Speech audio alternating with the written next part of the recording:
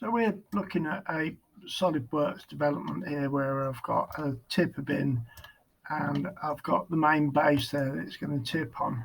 And I'm going to look at animating it and actually working out and tracing a cut path for this bar to work in from this bin. So clicking onto the motion analysis study, what I can do is from the rack and pinion that I've built on there, I can actually look at doing a motion analysis on this. So what I'm going to do is go into displacement, acceleration, trace a path, set the point at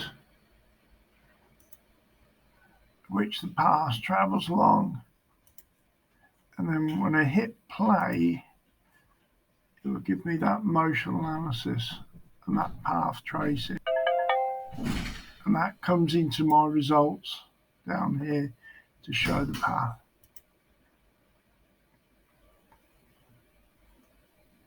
So just going back to show you on there, if I draw this back now, I've got the plot tracing, but just to show you again, you can see it here. There's the tracing of where that bar will go for me to do the cutout for where that travels along the beam as it rolls over on the rack and pinion.